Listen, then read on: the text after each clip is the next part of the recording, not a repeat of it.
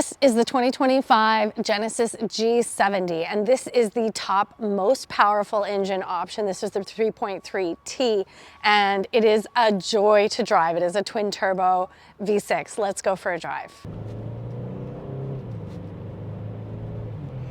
This is a 3.3 liter twin turbo V6, 375 horsepower, 376 pound-feet of torque, and an 8-speed automatic transmission.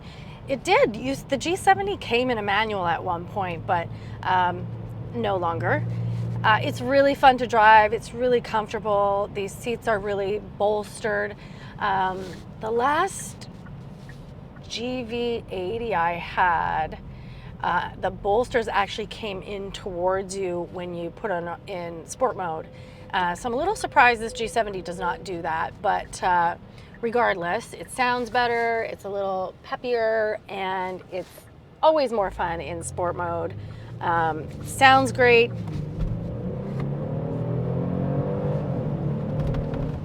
It has a lot of pull. It's fun to drive.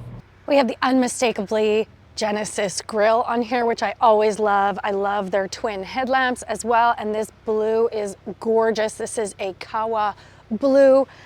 And I love the badging on Genesis. It's really quite beautiful and very detailed. We have gorgeous wheels on this G70. The red performance brakes are specific to this top trim as well. And then our typical Genesis back end. It looks really sporty, kind of a deck lid spoiler shape on the back trunk. It looks really good, very clean. We have our all-wheel drive 3.3T badging on here. We have a power trunk. We have a ton of room in here, and our back seat folds 60/40, plus we have a spare tire in here.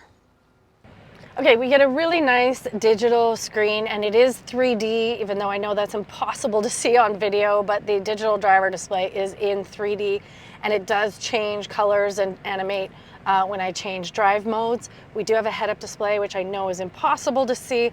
Genesis does such a good job with their steering wheels. This is beautiful leather with the red stitching. We have our controls for cruise control and music on here as well.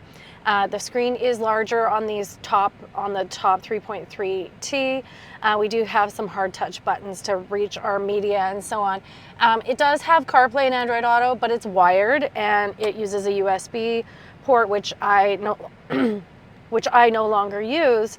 So I have not been using CarPlay in here. I've just been using Bluetooth audio.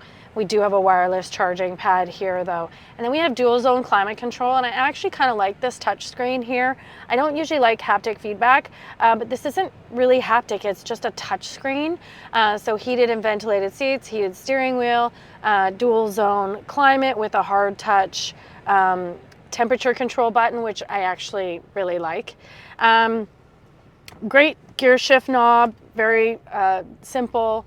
Excellent backup camera, nice and clear, 360 view, turns with our wheels. I love when brands do that. It just makes it so much easier when you're pulling into a parking spot to see clearly. Another one of these cars where I don't actually have to put it in park. If I just wanted to turn it off, it'll put it in park for me, which I actually really like that feature. It sounds silly, but drive modes, of course, we have 2 cup holders. And drive modes, come look at the screen. We've got Eco, Comfort, Sport, Sport Plus, and Custom, where you can set up your own seat the way you want, or own drive settings the way you want it to be.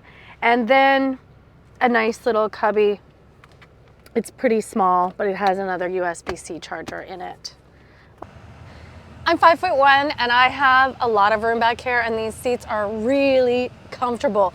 This is a premium leather with these quilted seats. It's so gorgeous. And this is red stitching on black leather. It's so sporty and amazing looking. We do have latch for 2 car seats or ISOFIX. We have a center armrest with cup holders. We do have 2 USB-C chargers in here, but this is quite a big hump, so your middle passenger is going to be struggling for leg room. But that beautiful leather, it carries throughout on the doors, and it just looks so good. Do have a little bit of, I think it's leather. It's not really soft though. And a really nice suede headliner with a hook here. And this and this is a 13 speaker lexicon sound system. It's really good. I was wrong. It's a 15 speaker lexicon sound system, and it's really very good. I love Genesis interiors. I love their design. The amount of quality and features in here is really comparable to the premium European brands. You could compare this to an Audi or a BMW or a Mercedes-Benz, and the pricing is always unmatched. I mean, for the amount of luxury and design you're getting, it's a really great value. So the G70 starts at about 54,000 Canadian dollars, or around 44,000 US dollars.